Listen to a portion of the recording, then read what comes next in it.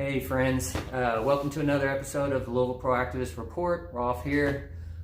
Somebody you all may be familiar with, Krish, Mohan, my guest today, was on my very first official show.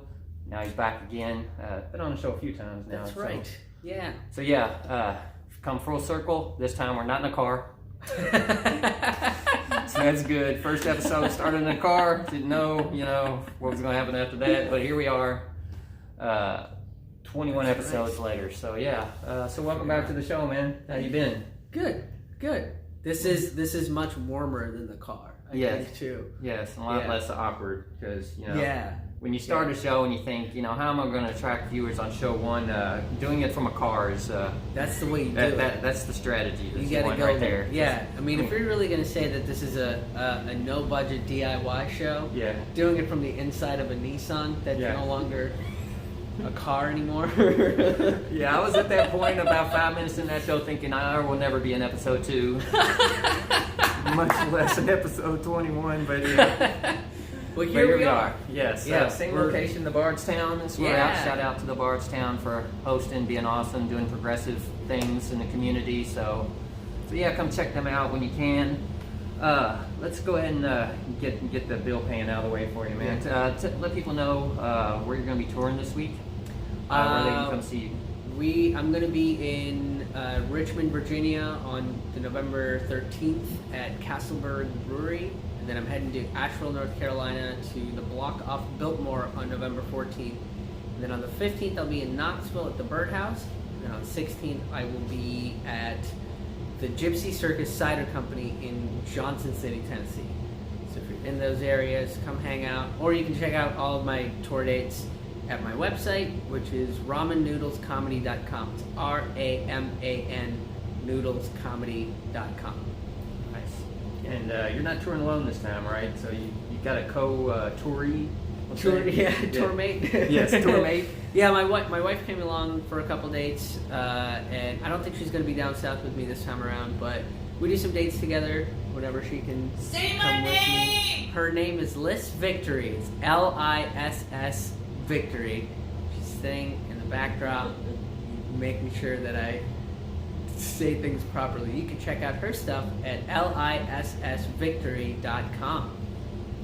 How's that for plugs? Nice. Now the bills are paid. So like they say in the radio, Right. Before we get started, I just kind of want to address something here. I haven't had a chance to do it. Y'all probably noticed the difference in the show. I was streaming live on Facebook. Obviously now I'm uploading to YouTube.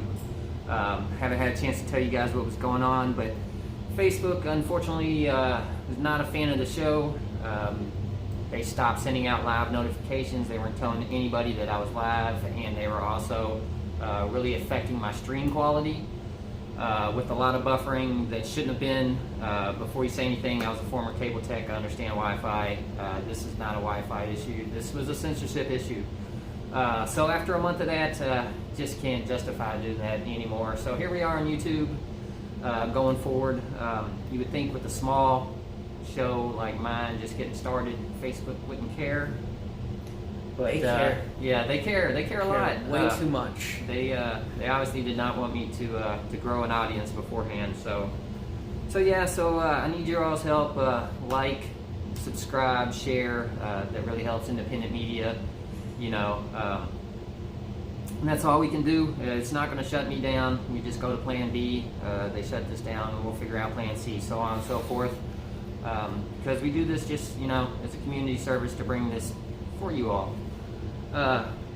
So that kind of leads us to our first topic. We're talking about censorship here. There's a lot going on. Obviously, I'm a pretty small fry, but there are some big fries who are dealing a lot more than what I'm dealing with. We're talking about Julian Assange. We had that incident with Max Blumenthal here recently. We can talk about both of those. So let's get into Max a little bit, his situation.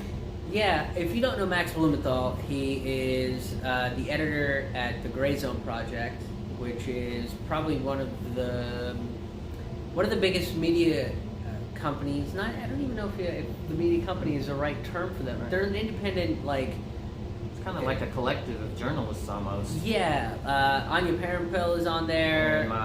Aaron Mate, Ben Norton. Pushback, Ben Norton, Yeah. Alex Rubinstein. Yeah. They were one of the few people covering what was going on with Venezuela. Specifically, whenever they had the embassy protectors, they like Blumenthal and a bunch of people from the Gray Zone Project were like at the Venezuelan embassy as members of Popular Resistance were basically trying to like make sure that the Venezuelan embassy would stay the Venezuelan embassy and wouldn't become like this coup embassy. And they were all Max Blumenthal was doing was trying to get like food and like cleaning supplies and stuff, like toilet paper, paper towels, soaps, that sort of stuff. Like it was that's all they were trying to do, and they were trying to get into the embassy to do that. And there was a bunch of coup protectors, let's call them, and apparently there was some allegation that he had assaulted one of them. They called it a simple assault, is what the story was, right? Ben Norton did a story on it, and they said it was a simple assault, and that was 5 months ago. And when that was brought up, they pretty much dropped all the charges because there wasn't enough evidence to make that claim. Like, there wasn't enough evidence to say that Max Blumenthal actually assaulted this person. So 5 months ago, this thing gets dropped. And then 2 weeks ago, he was arrested in like a SWAT style. Like these police surrounded his house. Yeah, like they surrounded his house. And they threatened to break his door down at like 9 o'clock in the morning, right? And like the way he describes it, he did an interview at the Jimmy Dore show, and he's like, "I'm in my pajamas because it's Friday morning," and you know, like, because it's a small independent journalism organization, so like they're like working from where they can work from. Much like this show, much like my show and everything, like it's all done out of somebody's house. They're not paying all these studio fees or anything. They're independent journalists and they're out to like report the truth. But basically, they arrested him and detained him in like a bunch of these different cells, and they like shackled him. And they basically were opening up these warrants from 5 months ago that were dropped. So he was falsely arrested. And the day before that, the Gray Zone Project had put out an article that basically showed how USAID, which is like the foreign aid commission or whatever, I don't know the exact term for it, but they like deal with foreign aids, like they deal with how much money gets allocated to foreign aid, was backing the coup in Venezuela. And that's kind of what they're known for. That's a whole other topic right there. That's kind of what USAID is not. USAID actually does coups. You know, there's what they say they do, and then there's what they actually do. Right, and they basically proved that Juan Guaido was being hit. All his operations were being funded by the USAID, and this organization was like supposed to like fund like foreign aid for countries that are like, you know, struggling and need America's help and all this stuff. And Venezuela, I probably doesn't need America's help. The coup does. Nobody knows who Juan Guaido is, right? Or Carlos Vecchio. Like the only Guaido's thing they never knew run about for anything, never received a vote for president. Nope, nothing. He just 81%. When they first announced him, 81% of Venezuelans polled did not know who he was. They were just like, "Who the fuck is like, this don't guy? you know that's your president? Come on, guys." Jeez. yeah. How can you not know? I can't imagine any other country doing that, right? Like imagine if they happen here. Yeah, like if England or not even England, if Germany, if Angela Merkel was so hung up with the fact that Donald Trump is president, and she was basically like, "Nope, Hillary Clinton is president," nobody would accept that. Right. Everybody would freak. There'd be riots everywhere. And Venezuela basically got screwed over because the big claim that they kept making is like, "Oh, Nicolas Maduro is screwing over these people. They're all hungry. They're all starving." Meanwhile, the only reason why they're starving is because there's economic sanctions in that country, because they can't get the oil money from Citgo because there's a sanction put on this country, so they can't get like, I think it's like over $1 billion. It's just locked. Like they can't have access to it. Yeah, not to mention that money they tried to get from England. They kept all that money in the bank in The England. UK did the same thing, and kept it from them. Just said, no, you can't have your own money back. So the big claim is also like, well, China and Russia support Nicolas Maduro, but they fail to mention that so do most of the European countries, and so does Canada. Canada recognizes Nicolas Maduro as the legally elected president of Venezuela, which the he vast was. majority of countries do. Yeah. But they only want to say, well, they want to name a couple South American countries, United States, and our allies, basically, and just act like that's the entire world. We don't recognize Maduro, we recognize Guaido, but yet it's like not even 10% of the countries in the world. So, there's no legitimacy there. So basically, the Gray Zone Project, Popular Resistance was another news organization that kind of they really put more information out there about Venezuela. Kevin Zisa, I think, has also done a bunch of stuff about like Bolivia and Honduras and Chile and stuff like that too. Right. But there's very few journalists that are talking about this sort of stuff in an accurate way. They're kind of just parroting what Mike Pence wants you to hear, what the State Department wants you to hear. They're not accurately reporting on it, right? Like when you talk to people in Venezuela, the only way that they know who Juan Guaido is from all of the prior coup attempts that were also funded by USAID. Right. So like this, I did a bunch of research on it the other week, and because when I heard about it, I was like, this is nuts. Like, it's nuts what's happening. And I looked up all the stuff that they had done, all of the articles that they had published. And Juan Guaido is one of the founders of this thing called Popular Will, which is this political party, and it was this anti-Chavista political party, and Carlos Vecchio is part of that too. Carlos Vecchio is basically the diplomat that they're trying to put into the embassy. Right. And they basically Vecchio was run out of the country because they incited riots that killed a bunch of people, right? And they had a arrest warrant out for them for causing all this property damage, where like one of their plans from Popular Will was they were using like a steel cable to like in the middle of the road and like causing wrecks and shit like that, and that was like their protest, which is crazy to think like, and basically that was the claim that there's civil unrest in Venezuela because of Maduro, is like how the story gets spun. But it's really this American-funded, anti-Chavista political organization that's like doing all this shit. And one of the things Juan Guaido is known for is one of the stunts that he pulled was in the middle of a public street, him and a bunch of these other Popular Will guys went out ready to bring this up. and he mooned everybody. And that was like his big thing. And they're like, we're socialists. This is not just our ass. This is the ass of the people. It's like, no, you're not. Because that's what they did. They pushed, they kept saying, oh, we're more socialists. We're going to be a bigger socialist thing. It's like, you're not fucking socialist. You're backed by this capitalist organization. This unfettered capitalist organization.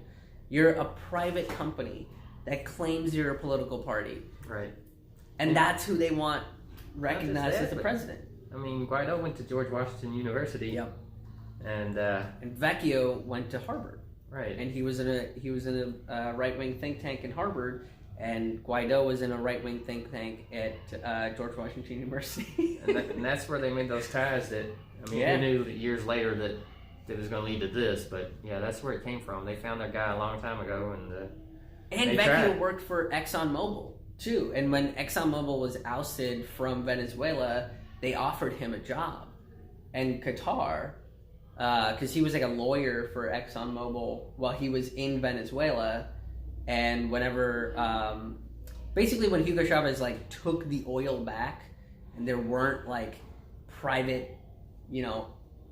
private oil companies staking their claim to Venezuelan oil, right. Vecchio was part of that, and he had a big problem with what Hugo Chavez was doing by basically being oh, we're gonna make this oil Venezuelan oil and share the profits with the people of this country, and you don't have to agree with that tactic, right? But to say that America has staked claim to another country's oil, like, I think everybody can agree that that's not the way to do things. You can't just stake claim to another country's resources. That's crazy. Like, you wouldn't want that to happen here. Right. So why do you think it's okay for other countries? Why do you think it's okay for that to happen to other countries? Why do you think it's okay for America to do that to another country? You know, we've been doing that in the Middle East for how long? Like, and we're now trying to do the same thing in Latin America and South America. So it's crazy that like you would make that an argument. And the only reason why people make that as like a viable argument is, well, they go, well, socialism is going to kill everybody. And it's like, I don't know if that's true. I don't think any individual government system taken to its extreme is good. But maybe if this guy's basically like, hey, we have this natural resource that we can utilize and turn a profit from, and then share the profits with the people of our country. Why like, what's the... I'm not sure I understand what's horrible about that. Well, don't you know socialism has been shown to never work in a country that's been interfered with by the United States. So, it's a 100% record of failure. That's the key phrase. Yeah, stupid socialism. I mean, they didn't account for the United States in this. So how dare you not let unfettered capitalism come in and just run amok in your country? Now with this, did you see the video where Guaido tried to go back to the people? And he took the motorcade into the city? No. Did you see what happened with that? Oh, no. Oh, no, it did not end well. Sure, yeah, they surrounded the car and they ran him out of there. The video is great. It's a cell phone video too. It's not like a news video. And it's just super hectic. The people are furious. You can see the face. They're like practically spitting as they're yelling at him, and they fled out of there. So these are the people, the actual citizens of Venezuela. That's how they feel about it. They're like, get the hell out of here, guy. You're not welcome in our streets. You're not welcome here. We don't know you. We don't want to know you. Just get the hell gone, There's one of the other things that he's responsible for the Popular Will, this political organization that he founded. Like, he's one of the co-founders of him, Vecchio, and there's a third guy that's involved as well. And one of the things that he's known for is after they caused all these riots, right? And at the end of it, they like dismissed the people that died in the riots, as they were just kind of like, whatever, people died. Yeah, it happens. Cops are doing business. Yeah, that's what happens. Sometimes you have a riot, some people get killed, and whatever. It's just another weekend. I mean, come on. So basically, the people of Venezuela equated this political group with dismissing the death of their own people. And that was Juan Guaido. He's the one that went on stage and kind of dismissed that stuff, right? So, like, they don't recognize him, but they recognize the party affiliation that this guy has as a party that doesn't give a shit about the people, but sits there and props socialism as, no, everything we're doing is for the people. Well, why don't you care about the people that died? Like, it's not socialism that killed them. It's the riots that your fucking party started. Right. Like, that's what killed them. And so I'm not surprised. I'm not surprised. There's a bunch of people. Maduro won an illegal election. That's far more fair. It's been verified by the UN, verified by the Carter Foundation. Yeah. Who said that was the, how did he phrase it? Was the most secure elections on the planet. Yeah. Basically, I don't think that's word for word how he phrased it, but basically, it's a legitimate election. He was legitimately elected. Even the people there that aren't fans of Maduro don't want Guaido. Right. So even the people that don't like Guaido are like, no, we'll handle our own business. Well, they have 5 parties down there. Must be nice. Yeah. Right? Yeah. We're still working on 3. And it's kind of 1.5 right now. 1.5. Yeah, we're just about 1.5. We're working on 2. Really, is what we're getting. One day we'll have 2, and it'll be a real big deal. We'll have like a duopoly. We'll have a real duopoly in our political system. Like options? Is that like that options thing I've heard of? That's I believe it's what's known as choice. Choice. Yeah. Yeah. I'm not familiar with this choice. Well, choice impedes freedom, Ralph. So you don't want too much choice. Yeah. Because it really gets in the way of the freedom that they Sure, tell man. you. I just need Uncle Sam to tell me how to think, and That's what I'll you just roll with need. that. So yeah, I mean, what is even wrong? I mean, look that guy in the eyes. That's an honest individual. Yeah. So Yeah, when he points at you very aggressively, you know that he cares. I mean, even a pure symbol of You know? propaganda. When you can't trust that, what can you trust? Yeah. What do you have left? What do you have on? Yeah. Yeah. So. It's the clothes on your back. Yes. So so much irony, you know, in the Yeah. accusations about Venezuela, about the starving people, everything else going on. Yet we look around and what what do we have? 30 to 40,000 people a year die from lack of health care. Right. Grow in 10 cities across the country. People with jobs living in their cars because they can't 70% afford. working Yeah. check to check. Yeah. Hungry people, kids going hungry, and then getting in trouble at school when they owe for lunch monies now. So you get in trouble for feeding the homeless. Florida made they arrested people for people trying to feed the homeless, which is just like, come on, Florida. And we Come can on, name these man. things. We could be here all night, literally. Naming Just these things. outlining But I just want to things. know what part of United States socialism has failed to cause these problems here, because clearly. It has to be, if it's failing, it has to be a socialist policy, Well, right? the corporate sector is doing real well with socialism. Oh, they are, yes. You know, when Socialism it for the- comes for to corporations, Yeah. they're killing it. Yeah, right. They're doing, like, when you want to talk about corporate socialism, they're like, it's great. The system's working real good for everybody. We use your roads that you pay for, your ports, your airports. We're going to help you out by paying zero taxes and Yep. really underpaying our employees. So, Yep. I I think Bezos is mind the pun, the prime example of that. he's a real life James Bond villain. he kind really of is. He's is. stroking a white cat in his little wheelchair. I used to make this joke when we would bring up Jeff Bezos, and I said that he's sort of like the Monopoly man mixed with Lex Luthor, and a friend of mine, and I think my wife even pointed this out, is that's such an insult to Lex Luthor. It is. Because say what you will about Lex Luthor, he's an evil, maniacal Superman villain and like one of the biggest adversaries. But that dude still like has been on the side of good more times than Jeff Bezos sure has. You know, I think he even paid his employees a living wage from. he did, and I think he also I think paid I read taxes. that issue. Oh, He that's might have- radical. Lex He's radical. Luthor. He's radical. Lex Luthor was a billionaire that might have paid his taxes. Did he pay the fair share? That can be argued. I have to talk to his accountant on that. Yeah, and there's a good chance that his accountant might have been killed. We're not sure. Well, you have Bezos. He makes $175 billion, and well, he might lose some of that because he's going through a divorce. So, Well, Yeah. he makes just enough to invest in the ousting of the socialist city council member. oh, Did you hear about that? Zach Shema Swan? Yeah, Did he really out? Did she lose? Oh and no! they spent all that money to get her out of there. So not only did we Jeez. lose our best politician, in my opinion, in the country, although hopefully she's now open to running for bigger things, we'll see. But Let's hope. not only did we lose her, but this is probably they see the success now. They did it. They got her out of there. It was successful. Now they can do this all across the country. So they could come out after Lee Carter next. I know he just won, but I wouldn't be shocked if he's next on the list in Virginia.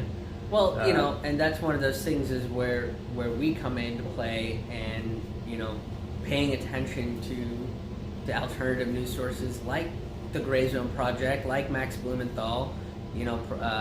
Project Censor is another one that puts out these stories that mainstream media isn't talking about. Right. And we pay attention to those people, and we learn these stories, and then we fight back against it.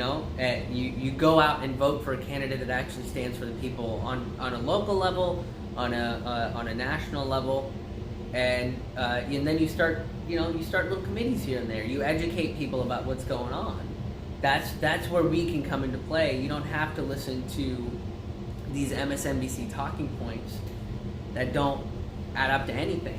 They're just pushing conspiracy theories, and then you have people like Max Blumenthal who do report the truth, who go down to Venezuela on their own dime and report about what's going on, who sit down with Nicolas Maduro right? Get an interview with him, get his point of view, and then you get arrested for it, right? Because that's not approved. That's not the approved message of the state. That's not what the State Department wants you to say. That's not what the administration wants you to say. The establishment doesn't want you to toe that line. They want you to go out there and say, no, Juan Guaido is the guy, and we should all be backing him, and this guy's a corrupt socialist, whatever. When none of that is provable, and it's all hearsay. So Kshama Savant gets pushed out by this corporation. Well, this corporation, this guy, Jeff Bezos, owns one of the news corporations. He owns Washington Post. Yeah, so he controls some of the narrative. So if he wants to spend his money on running a smear piece on any candidate like Kshama Savant, that he can do that. Because he owns that paper. He owns a media organization. So these private corporations are dictating the narrative, and legitimate journalists are getting put in prison for reporting the truth. Right. And it's not just Max. They're using Max in the same way they're using Assange. It's just basically to scare other journalists. Stick to the plan, or we might come to your house and swat you next. Yeah. Over what? Reporting the truth, basically. Right. And with false charges, with charges that were dropped, and that was the same thing with Assange. Is they put him in a maximum security prison, and the charge that they got him on was skipping bail in Sweden. And even Sweden was like, what are we doing? Right. Now what happened? Yeah. And we were talking to somebody, and they were saying, well, some of these sexual assault cases in European countries are different. They're a little bit more lax about it. Regardless of whether that is or isn't true, Sweden dropped those cases 3 times. Every time the case got reopened, he gave his statement, and it didn't matter. None of the evidence that they had claimed was around never matched any of the stuff that they kept finding. So they kept dropping the charges because they were like, things aren't fitting. None of this makes any sense. We don't actually have real evidence against this guy. So he didn't skip bail. He went into the Ecuadorian embassy because he needed to be protected. Right. A lot of good that did, yeah. Yeah, right. And then you had people like Lenin Moreno, basically. Well, he was trying to get foreign aid too, and like the day after he let the British police go into the embassy to arrest Assange, the day after that, there was like a $4.2 billion loan that was approved for Ecuador from the IMF. Basically paid $4.2 billion for Assange. To put him in prison. Yeah. Degrade his mental health, to degrade his physical health even further than it already was. And then, and then what did the corporate media do? CNN, MSNBC, the New York Times, all these fucking news sources that were using his work and talking about the stuff that he's revealed. They all smeared him as a hacker. Yeah. Not only did they not protect him, they smeared him, and they didn't even come after them after they used the same information. Right. So if Assange puts that information out, he's a criminal. New York Times puts that information out, they're New York Times, it's okay. Great. Totally okay. And we watched the New York Times smear our friend Lee Camp. We did a show in New York, and so they came to the show, and Lee I think he did like a short interview with the journalist, and the journalist watched the show, and I was there. I opened for Lee on that show, and right after the show, right, like we wrapped up our show around like 9:30, and then at like 10:30 or something, there was going to be this like semi-famous Russian rapper that had been booked by the club that we were playing as like the late show for that night. And it's collusion. Right. Totally collusion, man. Exactly. So through the lyrics. Exactly through the lyrics, fucking reported it. And they were like, the dude basically wrote that like Lee had a problem with a Bernie supporter in the crowd, and basically the reality was there was a drunk Bernie dude that was like really excited about what's going on, and Lee basically told that dude, was like, hey man, I'm doing a show right now, but I'll talk to you after the show And everybody was like, yeah, cool. You know, like, you should talk to that guy after the show because we want to hear what we paid to hear. And then at the end of the night, we're all doing, you know, we're all hanging out with people and doing merch stuff. And outside, the reporter goes, Lee was nowhere to be found. Well, we were upstairs like we said we were going to be. Like, at the end of the show, he made an announcement. He was like, we're going to go upstairs and we're going to hang out. And you can, you know, like, if you want to buy merch or if you want to take a photo or come by and say hello, we're going to be upstairs, you know, because they got to reset the room. And he goes outside and he's like, Lee was nowhere to be found. But who did I find? But two very burly men speaking Russian. Oh, so it must be collusion. Obviously, it's like, right? What are you talking about? So Lee wrote a retort to it. You people should go check it out. It's on his website, leecamp.com. And I believe he also wrote it for Naked Capitalism and Truth Out. And he basically like responds to it of like how to create propaganda. Like that's basically what it is, because that dude lied about it. Right. Like we were there that night. You say he was a New York Times guy? Yeah. Yeah. Yep. And speaking of the gray zone, have you seen that recent article on the New York Times? No, I haven't seen that. Where they basically they hand their work off to intelligence agencies to get checked before they actually publish it. And the Gray Zone just did an article on that. Yeah, check that out if you haven't seen that. I can't remember who wrote that though. I want to say Ben Norton, but I don't. He's been coming out with some really good stuff. Yeah, definitely. Yeah, it's crazy. You know, it's like these are the media organizations that we need to trust, and they all complain about oh, RT is state funded.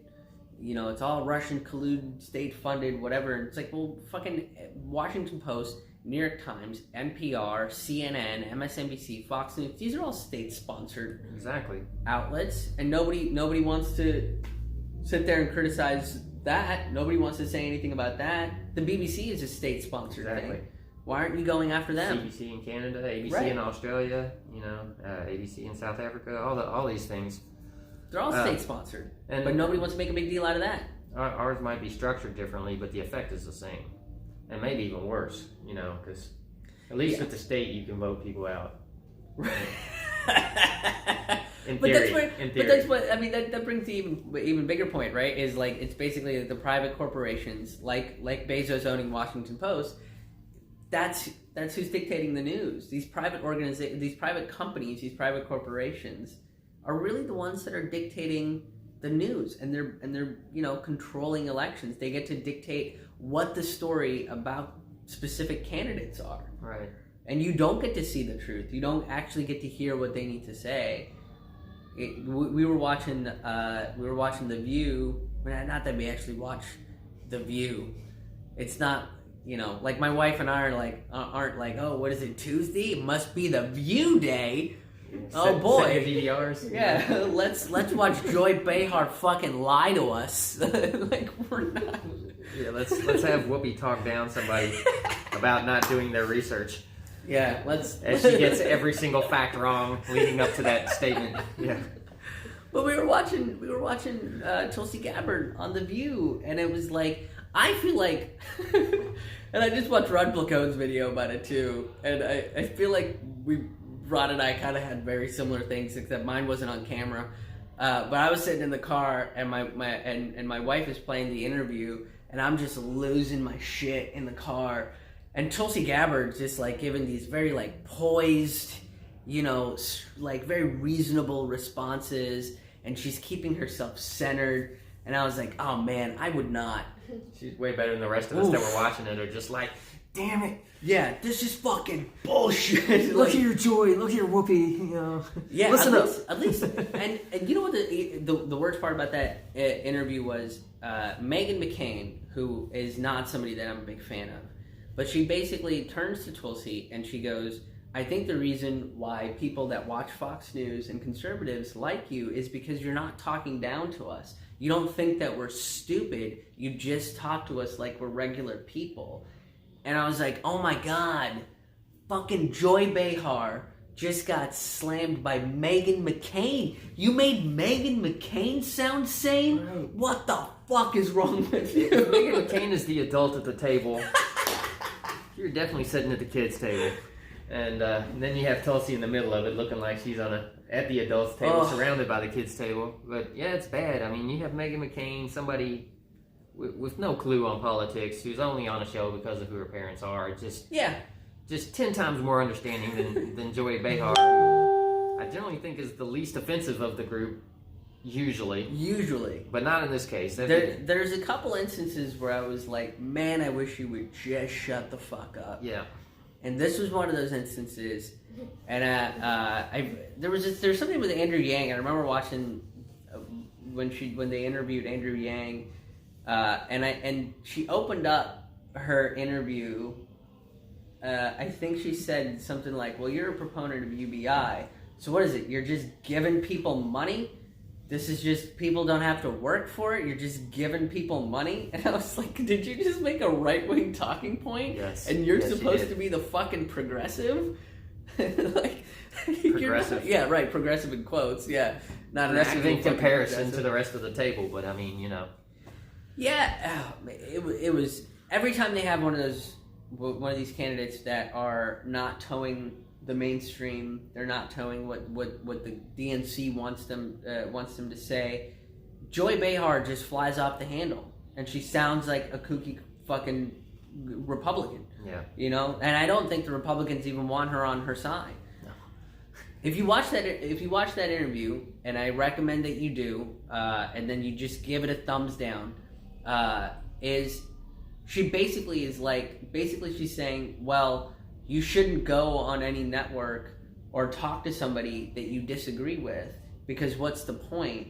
And and that's exactly how the DNC acts, right? The DNC is basically like, well, why would we want Republicans to vote for us? Why would we want libertarians to vote for us? That's not who we're fucking talking to. Everybody that's not aligned themselves with this neoliberal Democratic Party, bullshit that we're espousing, it can go fuck themselves. Like, that's basically how all of these establishment candidates talk, right? Except Joe Biden, he's a Republican, and that guy's just talking Republican talking points. When he remembers when he's talking about, yeah, right, yeah. Oh man, Joe, just drop out and take a nap, buddy. That's all I want for Joe Biden. Every time he talks, I'm just like, oh man, somebody get him a pillow, just let him lay down. I'm wanting to be like Grandpa after Thanksgiving meal, just kick back in her recliner, just fucking clock out, buddy.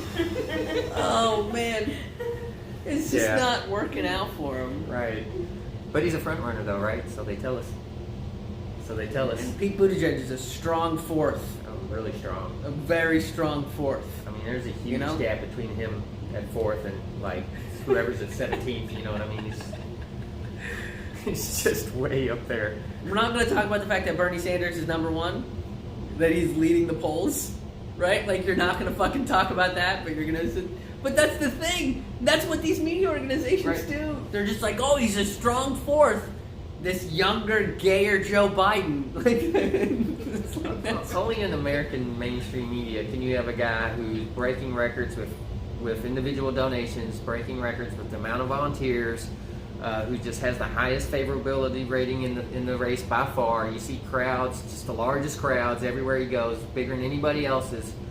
But that guy should drop out because he's just flailing, Yeah. He has no chance. So what is he thinking, But he's leading all the polls. I mean, he'll never top a Buttigieg and his 23, 24 billionaire donors and, his literal 10 black voters that he got in his last election. Nobody, I mean, a bunch of people in South Bend, there was a Vox article that came out, which, again, Vox is... VOX. Yeah. They're another kind of like... they have some good stuff occasionally. Occasionally. For a mainstream outlet, they're one of the better ones. But they still have a lot of BS on there. And they basically, like, nobody in South Bend likes Pete Buttigieg. He's been a terrible mayor. He, like, bulldozed a bunch of empty lots, put a bunch of, like, asbestos and mold into the air in all these poor neighborhoods, promised them that he was going to develop that area to help them out, and then he was like, nah, we're going to invest in this waterfront and bring in Applebee's. It's like, nobody fucking wants an Applebee's, Pete. even when where there is an Applebee's, they're like, how soon can we tear this place down? Well, I mean, it's a good place for the homeless to sleep behind. So, you know, it is true. does serve a purpose. Yeah. That's what we need to do with the Applebee's. Is it's we gotta we gotta wreck it on the inside, and this turn into homeless shelters. There you go. But you can still keep an apple up there, you know. Or better yet, we just load them up with real apples and like some real food and you know, pillows, blankets, you know, job training, all that good stuff. That is so much better. It's just healthier, I think.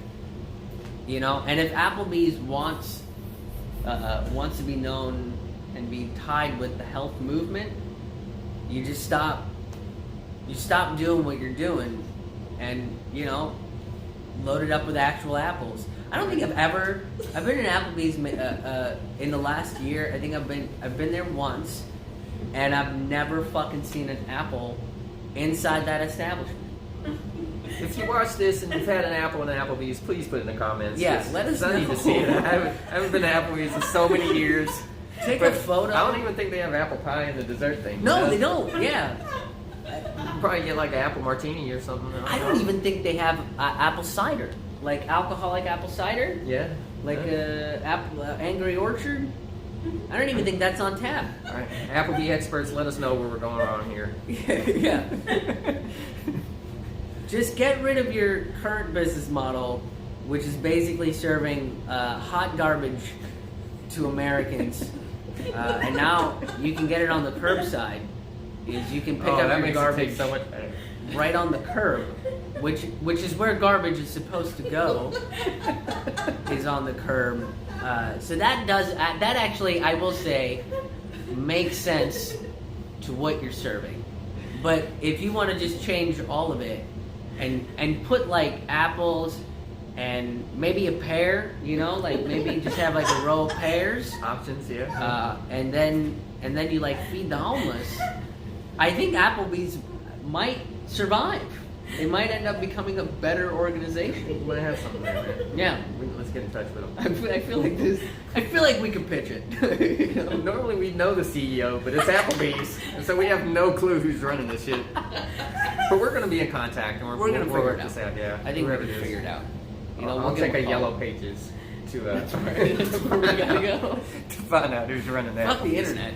We're gonna go old school. Dig it out of the Rolodex. Which is another thing that I don't understand how that's still around. Yellow Pages? Yeah, like they still send them out once a year? I think it's a jobs program. Is it? You know, it just gives some people some shit to do for 8 hours a day, and some other people some shit to do, handing them out on your doorstep when you come home, and then it's, you know, in front of your doorstep for the next 2 months because you're like, I still got last year's and I ain't opened it once.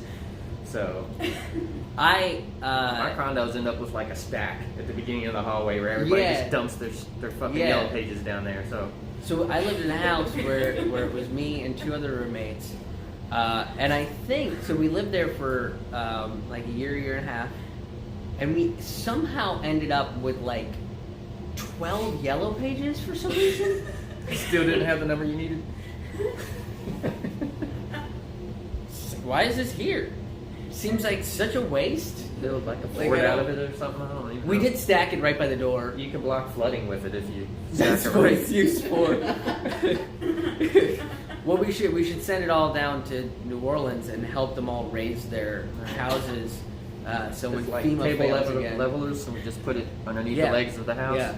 They build them on stilts now. We just raise it up, foam built at a time. Yeah, and I think that's. We got your back, New Orleans. We got you. We got you.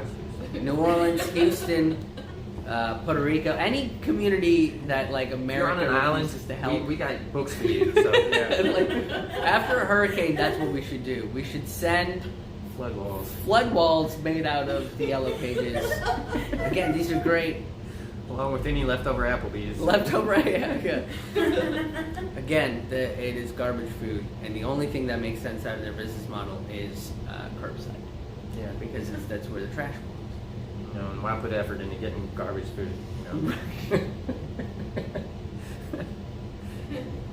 That way it's just there. Kids have been doing it for years.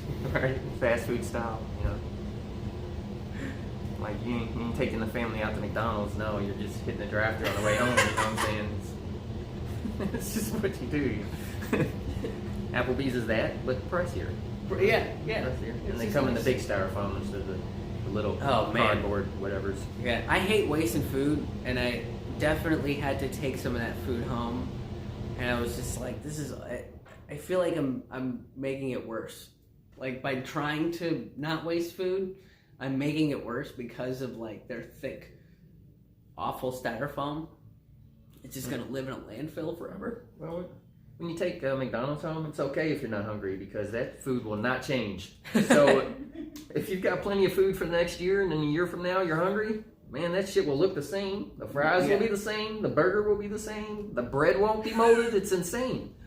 You know what we should do? What we should do is, you know that Twinkie challenge that people have, where they like sounds gross though. Whatever. Save a Twinkie for an extended period of time to see if like the icing ferments. Like that's like a thing I think people do. Like I think it's supposed to like turn into alcohol in like 10 years or something.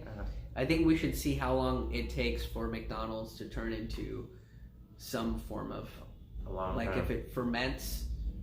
Like I want to know if that happens.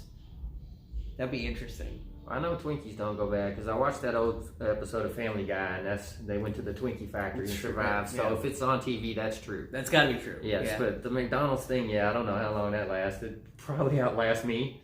Ugh. It's horrifying. I could buy a McDonald's burger today, set it on the shelf, and then when I die of old age, that burger could still come to my funeral in one piece, looking the same, like fresh off the grill or whatever it is they have back, fresh out of the microwave. It still doesn't look fresh. Yeah. You know? Yeah. It's just, I don't know. It just looks wrong, but we'll always keep that look just forever, you know? It never ages. I don't know if it's Botoxing or what it's doing exactly, but it's like the Real Housewives of fast food. Yeah.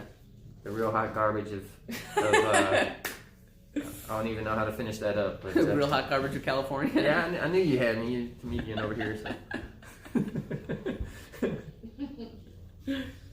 So we've gone on a big tangent here. We went off on a tangent for a bit. Is when you're talking censorship, Applebee's, McDonald's, that all just kind of goes hand in hand, and you can't talk one without the other. There's no way this can get censored because we did talk about a corporation.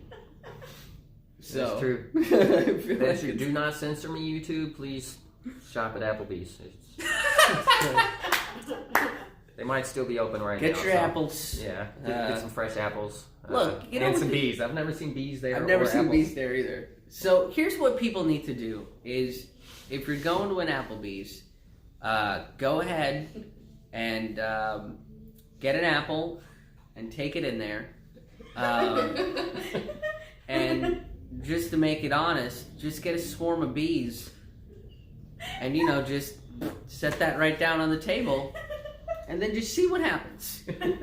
Let's make it into an honest corporation. I feel like that's the best way to go. Is releasing a swarm of bees, and you just relax and eat an apple. Save the bees is what I say. Exactly. Save the bees. Let them live in Applebee's during the winter. Inside Applebee's. That way they will not freeze. Access to plenty of dirty tables to do whatever they do with. Yeah, they can pollinate it. I think there's some fake plants they can pollinate in the back, something like that. It'll be great. You guys are gonna probably have some kind of leftover vegetable in the trash can that they didn't actually put on the food plate. Yeah, exactly. Applebee's. There's a reason why I haven't eaten there in like 10 years. It's not good food. The commercials make you look good, and then you think back to previous times, and you're like, nah. Yeah. No. TGI Fridays is the same kind of thing. Yeah. O'Charlie's. They're all. O'Charlie's probably the worst. O'Charlie's just tastes like cardboard. Everything in O'Charlie's tastes exactly like everything else in O'Charlie's. And none of it tastes like anything, like literally anything. Like this glass of water is my burger from O'Charlie's. This is, tastes just like it. Goes down smooth. Goes down smooth. Bar Sound is good water. Yeah. And we've got the good water here in Louisville. Only 6 chemicals. Only 6 chemicals in our water. 22 total, but got the best tasting water in the country. We have lead in our water in Pittsburgh. No, I was actually talking to Liz about this earlier. We had EWG, Environmental Working Group. Are you familiar with them? I think it sounds familiar. They do good work with like clean food, clean water, or whatever. But EWG. Yeah. Okay. So they just sent out a new email this week where they have a new thing where they you put in your zip code and it tells you the water for that municipality and then just how it rates with chemicals and testing and stuff. So we are actually known for having the best tasting water in the country and some of the cleanest water in the country. No kidding. And our water, according to EWG, is the cleanest water in the country. Is 6 chemicals that we have way too much of, and another 16 chemicals that we have an acceptable amount of. So that's 22 chemicals in the cleanest, best tasting water in America. Wow. Good job, Louisville. Jeez. Shame on everybody else for being worse than that. for allowing us to be the best. Shame on the rest of you. But I would recommend checking that out. EWG, put in your zip code, see what you got. I mean, if that's what we have, what's Flint have? What's New Jersey have? What do these other cities have? I don't know, but I use a water filter, and I suggest you do too. Because you don't want that crap in your body. So. Yeah. Go a little cleaner. Yeah. So that's our health advice here. we talk politics. We dish out health advice. A little bit of everything. So. Yeah. So anything else you want to get into on this, man? Anything Assange related, Applebee's related, anybody witnessing Assange in an Applebee's, any of that stuff? No, I would say that more people should check out independent news groups, independent journalists, follow their work. Max Blumenthal is great. Project Censored is another good one. Popular Resistance. Lee Camp, Redacted Tonight, we get a bunch of our news from him. You know, all of these independent sources like Ron Placone, Jimmy Dore, Graham Elwood, Kim Iverson. Rolfe, keep tuning into this sort of stuff. Sean Yankee. Yeah, that's where I think the real news is, and you know, sometimes it gets a little biased, but at least it helps. It promotes critical thinking, and it helps people like figure out what the truth actually is, and that's the most important thing is helping you figure out where the truth actually is, rather than being told what the truth is, which is what corporate news does, all these mainstream outlets. So don't be influenced by the propaganda wing of the American war economy, folks. Those are my final thoughts. There you go. And I don't have anything to add to that. Any questions, anything from the crowd?